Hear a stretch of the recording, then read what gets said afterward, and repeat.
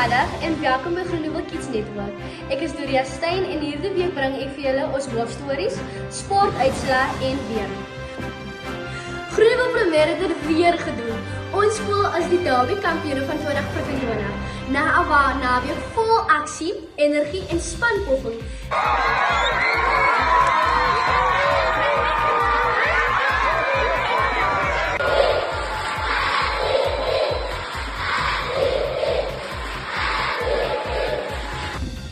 Dan gaan ons oor na ons Miss Derby.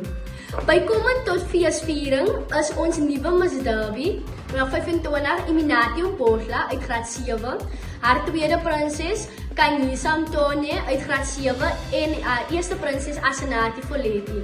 Baie geluk aan hulle wat Groenewil met styl en selfvertroue verteenwoordig het.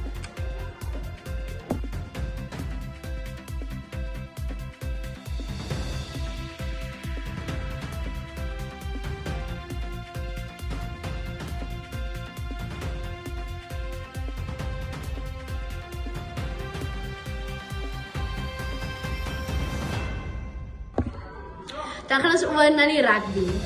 In rugby het ons onder 13 seuns dapper gestry, maar ongelukkig verloor met 46-3 teen Davyde Premier.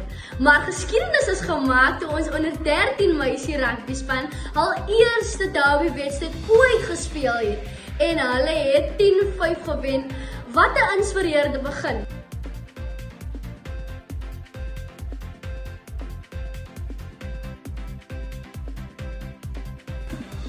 Sokker. In sokker het Groenewil die veld oorheers. Ons onder 9 gelyk op 0-0. Ons onder 11 gewen 2-1. Ons onder 12 groot oorwinning van 7-0 en ons onder 13 sterk afgesluit met 4-0.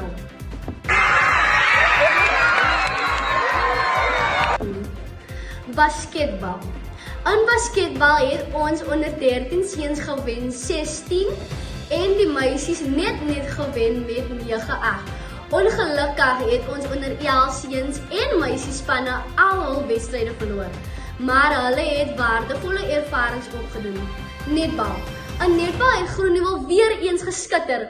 Oorwinnings was daar in byna elke ouderdomsgroep. Onder 9 gewen 4-0, ons onder 10 gewen 7-5, ons onder 11 gewen 9-4, onder 12 gewen 12-7 en onder 13 het gewen 12-6.